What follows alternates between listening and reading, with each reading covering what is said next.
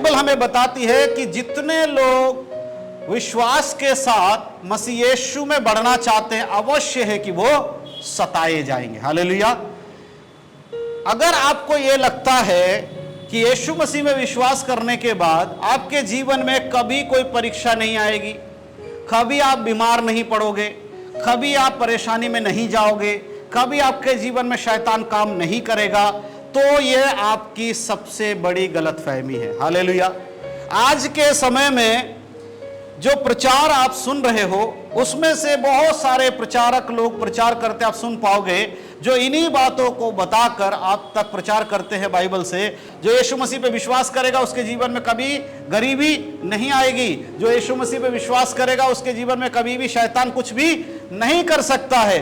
मेरे प्रियो, मैं यहाँ आपको वचनों से आज कुछ बातें बताऊंगा जिससे आपको पता चलेगा कि परमेश्वर पे विश्वास करने वाले लोगों के जीवन में परीक्षाएं ज्यादा आती हैं। हालेलुया। जो यीशु मसीह पे विश्वास करता है उनके जीवन में शैतान ज्यादा काम करता है। जो यीशु मसीह पे विश्वास करता है उनके जीवन में बीमारियां ज्यादा आ जाती है। लेकिन यहां पर मैं आपको कमजोर करने के लिए या निराश करने के लिए बात नहीं कह रहा हूं। बाइबल में यह भी लिखा है, जो परमेश्वर पे विश्वास करेंगे, यीशु मसीह पे विश्वास करेंगे, उनकी परीक्षाओं के समय, उनकी बीमारियों के समय, उनके मुसीबत के समय उसमें से बाहर निकालने वाला परमेश्वर है। हालेलुया। दो चीजों को समझना है। ऐसा नहीं है कि प्रभु पे विश्वास करने वाला कभी भी बीमार या परेशानी में नहीं जाएगा, लेकिन यह भी सत्य है कि किसी के जीवन में अगर ऐसी कोई परिस्थिति आ जाती है उसमें से भी निकालने वाला परमेश्वर है। हालेलुया। इसीलिए हमारे अंदर विश्वास आना जरूरी है, अंधविश्वास नहीं आना चाहिए। विश्वास और अंधविश्वास में क्या फर्क है? विश्वास वो है जिसे मानने के बाद देख सकते हैं, उसका कार्य को हम महसूस कर सकते। अंधविश्वास वो है चाहे कुछ हो ना हो, जो बोल दिया गया वो मान लिया जाए। बिना परखे विश्वास करना अंधविश्वास है, परख कर विश्वास करना सच्चा विश्वास है। इसीलिए कई बार बाइबल में प्रभु ने कहा, परख कर देखो मैं तुम्हारा परमेश्वर हूं। हालेलुया। चाहे वो दान के बारे में हो, चाहे वो प्रभु के राज्य में बढ़ने के बारे में। हालेलुया। लेकिन आज मसीही लोग इतने कमजोर क्यों हैं?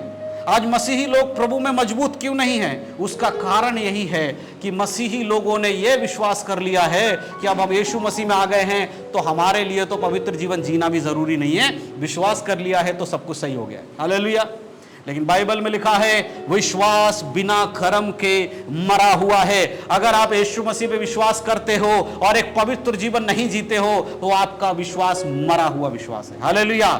अगर आप विश्वास करते हो कि यीशु मसीह में आने के बाद आपको चंगाई मिल जाएगा, लेकिन एक जीवन ऐसा जी रहे जिसमें बीमारियां आने की चांसेस है, तो आपका विश्वास बेकार है। हालेलुया। मेरा कहने का अर्थ क्या है? बाइबल में लिखा है कि भजन संहिता में परमेश्वर ने कहा, वो तेरे नाम के नियमित, तेरे नियमित अपने दूतों को क्या करेगा? आज्ञा देगा कि तू जहां कहीं जाए वो तेरी रक्षा करे, ताकि तेरे पांव में पत्थर से ठेस ना लगे। ये सत्य है, वचन में लिखा है परमेश्वर के स्वर्गदूत हमारी क्या करते हैं? रक्षा करते हैं। लेकिन अब इस वचन को मानने के बाद अगर मैं जाकर चलती ट्रेन के सामने खड़ा हो जाऊं और बोलूं स्वर्गदूत मुझे बचा लेगा, क्या यह संभव है? नहीं है। क्या मैं ट्रेन के जगह बस के आगे आके खड़ा हो जाऊंगा और बोलूंगा भजन संहिता में फलाने जगह पर लिखा है परमेश्वर अपने दूतों को आज्ञा दे रहा है, अभी सब पंख लगाए दूत आएंगे, बस के आने से पहले मुझे उठा लेंगे? क्या यह संभव है? नहीं है। क्यों? क्योंकि हमारा विश्वास ऐसा होना चाहिए जैसे कि परमेश्वर में वचन में लिखा। ऐसा नहीं होना चाहिए कि हम परमेश्वर को उस वचन से परखें। हालेलुया। और इस वजह से आज बहुत सारे लोग जब ये सुनते हैं कि यीशु मसीह पे विश्वास कर लिया, अब बीमारी हमारे जीवन में नहीं आएगी, अब हमें कोई टेंशन नहीं है, तो वो ठंडे पानी से नहाकर बुखार आ जाता, फिर परेशान हो जाते हैं। हालेलुया। समझ में आ रहा है? इतना अंधविश्वास आ गया है कि वो काम करने के लिए तैयार हो जाते हैं जो वचन में भी नहीं है। मत्ती 4 अध्याय उसका पहला आयत पढ़िए। मत्ती 4 का 1 पढ़िए। तब आत्मा यीशु को जंगल में ले गया ताकि इब्लीस यानी शैतान से उसकी परीक्षा की जाए। बस बस बस, मैं ये वचन क्यों पढ़ाना चाहता हूं? जो लोग ये कहते हैं कि तुमने बपतिस्मा ले लिया है, पवित्र आत्मा तुम्हें मिल गया है, अब तुम्हारे ऊपर शैतान का कोई अधिकार नहीं है। सत्य है कि शैतान तुम पे अधिकार नहीं रख सकता, लेकिन यह भी सत्य है कि वो तुम्हें परख सकता है। हालेलुया। क्या तुम यीशु मसीह से ज्यादा आत्मिक बन गए हो? हैं? यीशु मसीह से ज्यादा आत्मिक हो अगर तुम्हारे जीवन में, अगर बपतिस्मा लेने के बाद कोई परीक्षा नहीं आ रही है, तुम कह रहे हो कि अब तो परमेश्वर मेरे जीवन में कोई परीक्षा नहीं आने दे रहा है, तो इसका मतलब तुम यीशु मसीह से बड़े हो। क्योंकि यीशु मसीह ने जैसे ही बपतिस्मा लिया उसी समय पवित्र आत्मा ने बोला कि तू परखा जाएगा। परखने की इजाजत कौन दे रहा है? स्वयं परमेश्वर पवित्र आत्मा दे रहा है। किसको दे रहा है? शैतान को। और परखना किसको है? यीशु मसीह को। अगर यीशु मसीह बपतिस्मा लेने के बाद परखे जा सकते तो आप और हम कहां के लोग हैं? क्या हमारे जीवन में परीक्षा नहीं आएगी? लेकिन आज के कुछ लोग इन वचनों को प्रचार नहीं करेंगे। क्यों? अगर ऐसे वचन प्रचार किया जाएगा तो उसका परिणाम यह होना चाहिए कि विश्वासियों का जीवन में पवित्रता होनी चाहिए, और पवित्रता में आने के लिए आपके सांसारिक स्वभाव खत्म करना पड़ेगा। और जब हम आपके स्वाभाविक संसार के स्वाभाविक चीजों खत्म करने की बात करेंगे तब आपको बहुत सारी चीजों को अपने जीवन से निकालना पड़ेगा। और ऐसी बातों को सुनने वाले, ऐसे बातों को बोलने वालों को क्यों सुनेंगे? सबको तो यही चाहिए कि बोलो मेरे लिए मेरा कैंसर कभी नहीं होना चाहिए, बोलो मेरे लिए कि मेरे घर में कभी पैसे की कमी नहीं होना चाहिए, आप बोलो मेरा एक घर 4 बन जाए तो आप पास्टर बढ़िया हो। लेकिन जिस दिन आप बोलोगे कि बेटा सुधर जाओ, तेरे जीवन में व्यभिचार है, तेरे जीवन में नशा है, तेरे जीवन में चुगली है, तेरे जीवन में झूठ है, इसको छोड़ दो, उस पास्टर के पास कौन जाएगा? हालेलुया।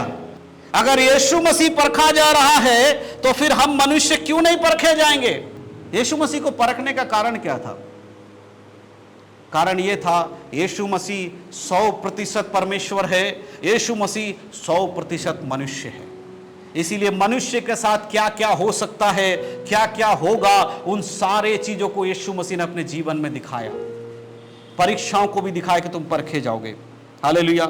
एक और वचन मैं आप लोगों के लिए पढ़ना चाहता हूं, याकूब की पत्री, उसका पहले अध्याय, उसका 2 से लेकर 3 आयत पढ़िए। याकूब 1 का 2 और 3। हे मेरे भाइयों, जब तुम नाना प्रकार की परीक्षाओं में पड़ो तो इसको पूरे आनंद की बात समझो। इसको पूरे आनंद की बात समझो। यह जानकर कि तुम्हारे विश्वास पर के यह जानकर कि तुम्हारे विश्वास के परखे जाने से जाने से धीरज उत्पन्न होता है। धीरज उत्पन्न होता। हालेलुया। जब आपकी परीक्षा हो तो तुम्हें क्या समझना है? मैं बड़ा परेशान हूं, मुझे क्यों दुख आ रहा है? हे परमेश्वर, तू मुझे क्यों सता रहा है? तू मुझे क्यों परीक्षा में डाल रहा है? देखो यीशु मसीह ने कहा प्रार्थना करो ताकि तुम परीक्षा में ना पड़ो। हालेलुया। लिखा है ना, यीशु मसीह ने जब मत्ती किताब 6 अध्याय में वहां पर प्रार्थना के बारे में सिखाते बोलते हैं, जब तुम प्रार्थना करो तो परमेश्वर से कहो, हे पिता हमें परीक्षा में ना ला, है ना, परंतु हर एक पाप और बुराई से बचा। ये लिखा है वहां पर। परीक्षा में पढ़ना अवश्य है, लेकिन परीक्षा से बचाने का काम किसका है? परमेश्वर को। हमें पाप और बुराई में पढ़ने से बचा। हालेलुया। यहां याकूब, ये याकूब कौन है आप जानते हैं? ये याकूब कौन है? ये याकूब वो याकूब नहीं है जिसके बारे में पुराने नियम में लिखा गया। ये याकूब है यीशु मसीह का भाई, मरियम और यूसुफ का बेटा। ठीक है, यीशु मसीह का भाई है लेकिन मरियम और यूसुफ का बेटा। यीशु मसीह सिर्फ मरियम का बेटा है, यीशु का बेटा नहीं है। ये है उसका भाई, यानी यीशु बड़ा है, पहला यीशु, उसके बाद छोटा भाई है। ये याकूब वही है जिसने शायद कभी यीशु मसीह पर विश्वास नहीं किया था, लेकिन अब वो पत्री लिखकर कह रहा है। और ये पत्री क्यों लिखा गया है? बहुत सारे चीजों को ध्यान में रखते हुए कि उसे पता है परमेश्वर को आने वाले समय में लोग, मसीह के लोग एक जगह पे नहीं होंगे, यरूशलेम में नहीं होंगे, पूरी दुनिया में तितर बितर हो जाएंगे। और ऐसे में अलग अलग शिक्षाएं आएंगी, अलग अलग लोग सुसमाचार सुनाने के अलग अलग तरीके निकालेंगे। ऐसे में परमेश्वर उनको यह बताना चाहता है कि प्रभु कहता है कि तुम्हारे जीवन में जब परीक्षा आए तब तुम आनंद की बात समझो। हालेलुया। यीशु मसीह के जीवन में परीक्षाएं तो आपके जीवन में भी परीक्षाएं आएंगी, लेकिन कुछ परीक्षाएं आप खुद ही अपने जीवन में लेके आ जाते हो, है ना। कैसे? प्रभु ने कहा इस रास्ते पे मत जाना, आगे गड्ढा है, आप जानबूझ के जा रहे हो और गड्ढे में गिर रहे हो, बोलो मेरे को परीक्षा हो रही है ना। लेकिन वही रास्ते में आप जा रहे हो, आपको पता नहीं आगे क्या होने वाला है, शैतान ने आपके लिए क्या जाल बिछा रखा, अचानक आप परीक्षा गड्ढे में गिर गए। वैसे में क्या करेगा? प्रभु आपको बचाएगा। लेकिन जहां आप जानबूझ के, जैसे मैंने कहा, ट्रेन के आगे कूद जाओगे तो क्या परमेश्वर का दूत आके आपको बचाएगा? लेकिन वही आपको कोई अचानक से खुद जबरदस्ती कोई आपको मारने के लिए ट्रेन के आगे फेंकेगा तो दूत आकर आपको बचा लेगा। कई बार पौलुस जब जहाज में जा रहा था, लिखा है कि जहाज में जाते समय क्या हुआ, आंधियां चली, जहाज टूट गया, सब मर गए, लेकिन पौलुस नहीं मरा। उसके बाद पौलुस के हाथ में क्या हुआ, सांप आकर, जहरीला सांप लग गया और सबको लगा कि इसको डसेगा ये मर जाएगा। पौलुस मरा क्या, नहीं मरा। तो ऐसे में परमेश्वर बचाता है, लेकिन वही चीज पौलुस सांप पकड़ के बोलता डस मेरे को, मैं देखना चाहता हूं, परमेश्वर बचाता नहीं बचाता, तो क्या होता, पौलुस मर जाता। तो परीक्षा अगर आपके जीवन में आया है तो आपको यह देखना है कि वो परीक्षा क्यों आया है। क्या परमेश्वर के साथ चलने के कारण परीक्षा आया है, या फिर खुद ही जाकर परीक्षा में कूद गए हो। अगर ऐसा है तो अपने जीवन में पश्चाताप करके परमेश्वर से क्षमा मांगो। गलती अगर किया है तो क्षमा मांगो, उस गलती में से परमेश्वर आपको निकाल कर बाहर करेगा। हालेलुया।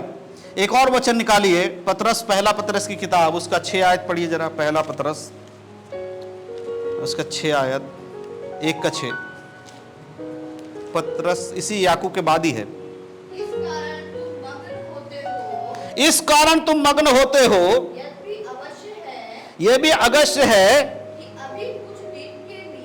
अभी कुछ दिन के लिए नाना प्रकार की परीक्षाओं के कारण दुख में, साथ भी पढ़िए। यह इसलिए है कि तुम्हारा परखा हुआ विश्वास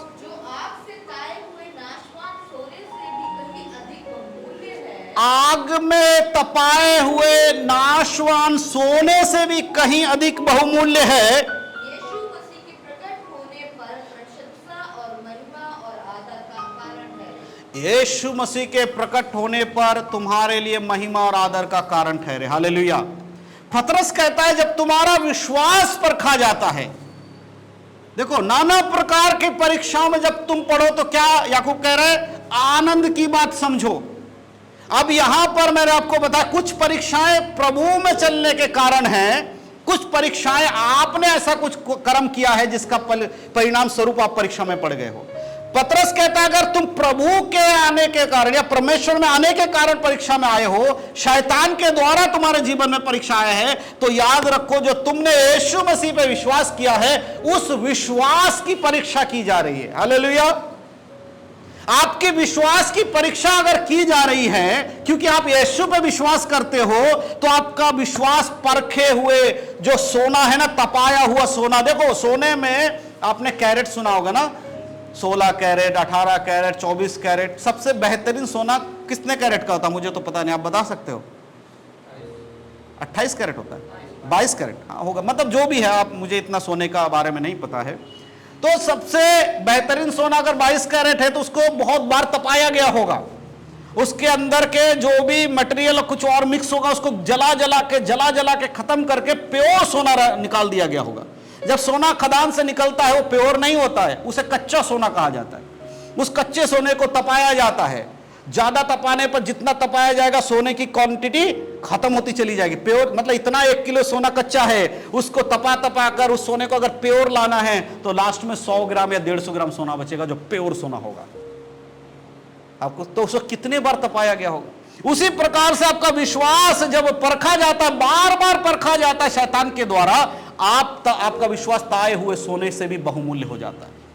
और वचन में लिखा सोना तो नाशवान चीज है, मिट जाएगा, लेकिन लोग आज उसी के लिए भाग रहे हैं। हालेलुया। सबसे कीमती एक विश्वासी के लिए उसका विश्वास का परखा जाना होना चाहिए, लेकिन वो परखे हुए सोने के पीछे भाग रहे हैं। इसीलिए जब आपके जीवन में परीक्षा आए, ये आपको डिसाइड करके देखना कि आपने कुछ ऐसा किया है कि जिसके वजह से परेशानी आई है, या फिर परमेश्वर में हो इसलिए आपके जीवन में दुख आया है। कई बार हम निर्णय ले लेते हैं और उसके बाद परेशानी झेलनी पड़ती है, लेकिन कई बार हम कुछ करते ही नहीं फिर भी परेशानी आ जाती है। तो जो परेशानी प्रभु में चलने के कारण आया है उसमें आप परखे जाओगे। हालेलुया। अगर यीशु मसीह परखा गया तो आप भी परखे जाओगे। इसीलिए परमेश्वर का वचन कहता है जो सोना तपाया गया सोना नाशवान है, उससे कहीं अधिक बहुमूल्य है तुम्हारा जीवन। हालेलुया। हमारा परमेश्वर हमारी रक्षा करता है परीक्षाओं में वो हमारी रक्षा करता है। जब हम बात करते हैं परमेश्वर के सुरक्षा की, तो हमारे लिए सबसे एक बेहतरीन उदाहरण दानियल की किताब में हमें मिलता है। जहां पर प्रभु में विश्वास किए। देखो वहां पर कुछ चीजों को आपको समझना होगा। दानियल के 3 दोस्त थे, बहुत सारे थे बट 3 दोस्तों के नाम बता रहा हूं, शद्रक, मेशक और अबेदनगो, उनका बदला हुआ नाम है। शद्रक, मेशक और अबेदनगो के बारे में हम देखते हैं कि जब राजा नबूकदनेस्सर ने यह ऐलान किया कि अब राज्य के सभी गुलाम हो या राज्य के निवासी हो, उन सबके लिए एक काम करना अनिवार्य है कि जो सोने की मूर्ति राजा के द्वारा स्थापित की गई है, उस मूर्ति के सामने सबको सिर झुकाकर प्रार्थना करना पड़ेगा। एक समय दिया गया कि उस समय में जब राजा के लोग तुरही बजाएंगे, उस धुन की शब्द जिसके कान में पड़ेगा, चाहे वो घर में हो, खेत में हो, कहीं पे भी हो, उस मूर्ति के सामने दंडवत करेंगे। इस आज्ञा के अनुसार दानियल के 3 दोस्तों को भी आज्ञा दिया गया। वहां हजारों के संख्या में इजराइल से लाए हुए गुलाम थे, है ना, इजराइल के लोग थे, परमेश्वर के लोग थे, लेकिन इन तीनों ने खड़े होकर उस मूर्ति के सामने खड़े थे, लेकिन दंडवत नहीं किया, जिसके वजह से क्या किया गया, उनको उठाकर आग में डाल दे। क्या इससे ज्यादा परखे जाओगे? ये सोने की तरह परखा गया। देखो व्यक्तिगत रूप से भी आप देखो, इनको आग में तपाया गया। अभी तो हम सिर्फ पतरस के बातों में क्या सुन रहे थे कि तपाए हुए सोने से ज्यादा तुम खरे हो जाओगे, लेकिन यहां सच में तपाया जा रहा है। किसके कारण? परमेश्वर के कारण। आपको यही फर्क मैं बताना चाहता हूं। यह परीक्षा आपके उस व्यक्ति के जीवन के कारण नहीं आई, उन्होंने कोई गलती किया इसलिए परीक्षा नहीं आई उनके जीवन में। उनके जीवन में परीक्षा यूं आई है क्योंकि उन्होंने कहा मैं परमेश्वर के सिवा किसी के आगे दंडवत नहीं करूंगा। जब आप परमेश्वर में आ जाते, आप निर्णय लेते हो मैं कुछ भी हो जाएगा, परमेश्वर के वायदे के अनुसार अपने जीवन को चलाऊंगा, मैं वचन के विरोध में नहीं जाऊंगा, उसके बाद अगर आपके जीवन में कोई परीक्षा आ रही है, तब आपका विश्वास का परखना हो रहा है। लेकिन आप प्रभु में हो, प्रभु में विश्वास करने के बाद संसार में जाकर गलत काम कर रहे हो, व्यभिचार कर रहे हो, गलत चीजें कर रहे हो, उसके बाद जब मुसीबत में फंस जाते हो, घुटने टेक कर बैठ कर कहते हो प्रभु मेरे जीवन में परीक्षा क्यों आई? तो ऐसे परीक्षा परमेश्वर की ओर से नहीं है। कई बार परीक्षाएं मनुष्य अपने जीवन खुद लेकर आता है। शद्रक, मेशक, अबेदनगो के जब हम बात करते हैं, मैं वचनों को ज्यादा डिटेल में नहीं पढ़ाऊंगा, आप लोग पढ़ लीजिएगा। दानियल की किताब 3 अध्याय आप पढ़ेंगे, वहां पर आपको मिल जाएगा। वहां पर आप पढ़ेंगे तो देखेंगे जब उनको ये कहा गया कि तुम दंडवत कर, उन्होंने मना किया, तो राजा ने कहा कि इस भट्टे की आग को और ज्यादा बढ़ा दिया जाए। जब बढ़ा दिया गया, कल इनको तीनों को उसमें फेंक दो। और वचन में लिखा है शद्रक, मेशक, अबेदनगो को जो आग में डालने के लिए सैनिक लेकर जा रहे थे, उसके नजदीक जाते वो सैनिक जल गए, वो खत्म हो गए। वचन में लिखा है राजा ने जब गौर से देखा तो उसने 3 लोगों को अंदर फेंकने का आज्ञा दिया था, लेकिन उसके अंदर उनको एक चौथा व्यक्ति भी दिखाई दिया। वचन में लिखा है मनुष्य के पुत्र के समान, यानी यीशु मसीह वहां पर मौजूद था। हालेलुया। तो जब आपका परखा हुआ विश्वास परमेश्वर के वचनों में होगा, कौन करेगा आपकी रक्षा? परमेश्वर करेगा। आग में भी डाल दिए जाओगे तो भी आपको बचाने वाला कौन है? परमेश्वर है। इसीलिए जब भी संकट में पड़ो, परीक्षा में पड़ो, याद रखो बीमारियां आएंगी, मुसीबतें आएंगी, गरीबी भी आएंगी, सब कुछ आपके जीवन में होगा, लेकिन उसमें भी आपको विश्वस्त रहना है, क्योंकि आपके विश्वास के परखे जाने से आप खरे होकर निकलोगे। हालेलुया। और जब ऐसी परेशानी आए तो क्या करना चाहिए? एक वचन निकालिए, फिलिपियों की पत्री निकालिए और उसका पढ़िएगा 4 अध्याय, फिलिपियों 4 उसका 6 और 7, हाँ 4 का 6 और 7 पढ़िए जरा। किसी भी बात की चिंता मत करो, किसी भी बात की चिंता मत करो, परंतु हर एक बात में तुम्हारे निवेदन, हर एक बात में तुम्हारे निवेदन प्रार्थना और विनती के द्वारा धन्यवाद के साथ परमेश्वर के सम्मुख उपस्थित किए जाएं। प्रार्थना और विनती के द्वारा परमेश्वर के सम्मुख में उपस्थित किए जाए, तब परमेश्वर की शांति, तब परमेश्वर की शांति जो सारी समझ से परे है, सारी समझ से परे है, तुम्हारे हृदय और तुम्हारे विचारों को मसीह यीशु में सुरक्षित रखेगी। हालेलुया। तुम्हारे विश्वास को, विचारों को क्या करेगा? मसीह यीशु में सुरक्षित रखेगा। देखिए जब भी परेशानियां, इस बात को भूलिए मत, चिंता मत करो, परंतु तुम्हारे निवेदन, जब परीक्षा में पढ़ो तो तुम्हारा निवेदन परमेश्वर से क्या होना चाहिए? प्रभु इस परीक्षा से हमें बचा। यह है वो प्रार्थना जब हमें परमेश्वर से करना है, ये परमेश्वर हमें परीक्षा में से बचा ले। हालेलुया। परीक्षा में कभी नहीं आओगे ऐसा बाइबल नहीं बताती है। यीशु मसीह ने भी प्रार्थना में सिखाया, परमेश्वर से प्रार्थना करो कि हमें परीक्षा में पढ़ने से बचा। जब परीक्षा आ जाए, प्रभु ऐसा लगे कि आप हारने वाले हो, प्रभु के सामने बैठकर प्रभु से कहो, परमेश्वर मैं जानता हूं कि मेरी रक्षा करने वाले आप हो। हालेलुया। और उसके बाद तुम्हारे विवेक को, तुम्हारे विचारों को मसीह में सुरक्षित रखने का काम परमेश्वर का है। आपके विश्वास को मजबूत करने का काम परमेश्वर का है। लेकिन हम लोग क्या करते हैं, हम में से बहुत सारे लोग परीक्षाओं के समय प्रार्थना करने की बजाय कुड़कुड़ाते हैं, प्रभु से मदद मांगने की बजाय उस पर दोष लगाते हैं, ये कहने की बजाय कि परमेश्वर मेरे जीवन में कमी है उसे सुधारो, हम ये कहते हैं प्रभु तूने मेरे साथ ऐसा क्यों होने दिया। हालेलुया। मैं तो बहुत अच्छा विश्वासी हूँ, मैं तो हर संडे चर्च जाता हूँ, मैं तो पास्टर के हर बात को मानता हूँ, मैं तो बाइबल भी पढ़ रहा हूँ, प्रार्थना भी कर रहा हूँ, फिर भी मेरे जीवन में परेशानी क्यों आया। कारण क्या है, आपको प्रचार करने वालों ने सिखाया है कि मसीह में आने के बाद कभी भी आपको मुसीबतें नहीं आती। यही कारण है जब मुसीबत आ जाती है तो आप चिल्लाने लगते हो। लेकिन वचन में लिखा है जब तुम मुसीबत में पड़ो याद रखो, इसे आनंद की बात समझो। मती 5 अध्याय के 11 और 12 आयत में अगर पढ़ोगे तो लिखा है कि लोग मेरे नाम के निमित्त तुम्हें सताएंगे, तुम्हें झूठ बोल बोल कर तुम्हें पकड़ेंगे, तुम्हारे विरोध में बुरी बुरी बातें कहेंगे, तब तुम आनंदित और मगन हो जाना, क्योंकि तुम्हारे लिए स्वर्ग में बड़ा प्रतिफल रखा गया। जब मसीह के लिए सताए जाओगे तब प्रतिफल भी आपके लिए बड़ा होगा। हालेलुया। इस बात को समझना है। इसीलिए परमेश्वर का वचन कहता है, याकूब में जैसे हमने पढ़ा, याकूब फिर से पढ़िए 1:12 पढ़िए जरा, पहले हमने दूसरा पढ़ा था, अब 1:12 पढ़िए। याकूब 1:12 देखिए क्या लिखा है। धन्य है वह मनुष्य जो परीक्षा में स्थिर रहता है, परीक्षा में क्या रहता है, स्थिर रहता है, क्योंकि वह खरा निकलकर जीवन का वह मुकुट पाएगा, जिसकी प्रतिज्ञा प्रभु ने अपने प्रेम करने वालों से। हालेलुया। जिसकी प्रतिज्ञा प्रभु ने अपने प्रेम करने वालों से किया है। कौन सा मुकुट? जीवन का मुकुट पाएगा। किसमें स्थिर रहकर? कलीसिया में स्थिर रहकर। किसमें स्थिर रहकर? पास्टर के चापलूसी करने में स्थिर रहकर। किसमें स्थिर रहकर? अपने आप को मसीह कहने में स्थिर रहकर। यह लिखा है, क्या लिखा है?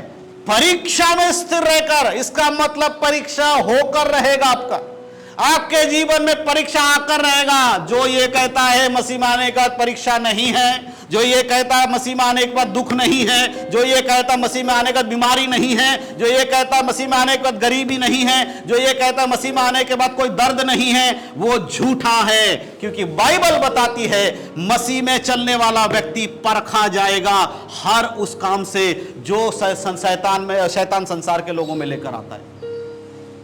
हालेलुया। हर चीज से परखे जाओगे, अपनी आंखों की अभिलाषाओं से परखे जाओगे, अपने जीविका के घमंड से परखे जाओगे, अपने शरीर की जरूरतों से परखे जाओगे, हर वस्तु से आप परखे जाओगे। लेकिन यहां याकूब कहता धन्य है वे मनुष्य जो परीक्षा में क्या करता है? स्थिर रहता है। तो ये तो आप अपने मन में गांठ बांध लो कि परीक्षा तो आपके जीवन में आनी ही है। लेकिन उस परीक्षा में अगर पड़े रहोगे और उस परीक्षा से स्थिर रहकर अगर परमेश्वर के वचनों में चलकर निकलोगे तो आपको क्या मिलेगा?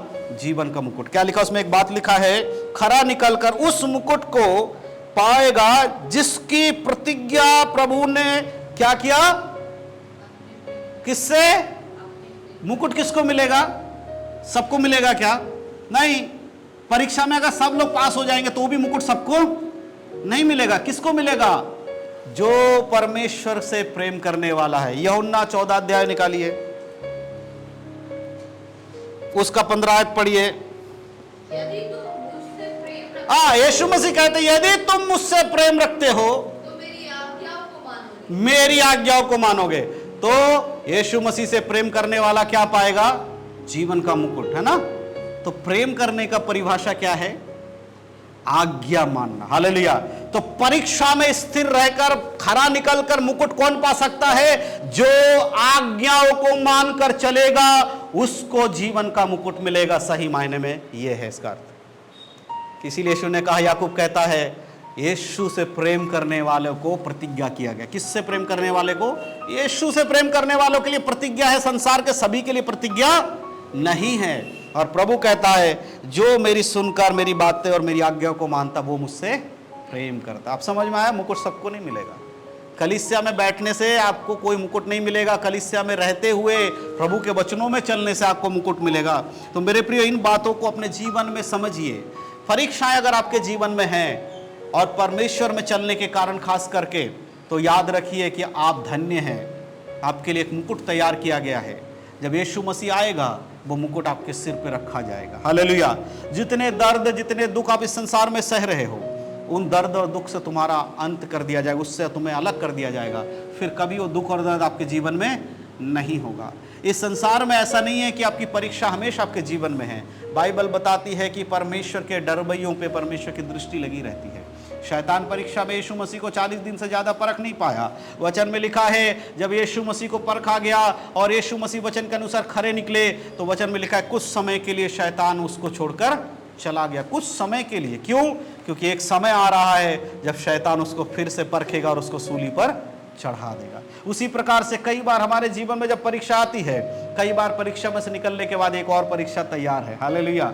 इसीलिए सारी बातों का अंत कब होगा? वचन में लिखा है, जब संपूर्ण परमेश्वर जब प्रकट होगा, जब महिमा में परमेश्वर प्रकट होगा, तो इन सारी वस्तुओं का अंत किया जाएगा। हमारे जीवन के दुख और परेशानी हमेशा हमेशा के लिए खत्म कब होंगी? जब यीशु मसीह का दूसरा आगमन होगा, या फिर इस जगत में हमारे जीवन का अंत हो जाएगा। हालेलुया। इसीलिए ये याद रखिए कि परीक्षा अगर आपके जीवन में है, तो प्रभु आपको धन्य कहता है। हालेलुया। तो परीक्षाओं से घबराइए मत, बीमारियों से डरिए मत, प्रार्थना करिए, परमेश्वर से बाहर निकालेगा। लेकिन अपने मन में इस चीज़ को घर मत बनाने दीजिए कि अब हम यीशु मसीह में हैं तो हमारे जीवन में कोई परीक्षा नहीं आ सकती है। कई बार लोग इसी कारण से गिल्ट में चले जाते हैं। जब उनके जीवन में कोई परीक्षा आती है, उनको लगता है मैंने बहुत बड़ा पाप कर दिया है, इसलिए मेरे जीवन में परीक्षा आ गई है। वचन में यह भी लिखा है कि धर्मियों पर भी विपत्तियां पड़ेंगी, है ना, लेकिन उस विपत्ति से परमेश्वर उनको निकालेगा। वचन में लिखा है ऐसा हो नहीं सकता कि धर्मियों पर विपत्ति ना पड़े। विपत्ति पड़ेगा, लेकिन उस विपत्ति में से निकालने वाला परमेश्वर है। इसीलिए उस परमेश्वर के वचन के अनुसार अपने जीवनों को परमेश्वर के हाथों में समर्पण करें।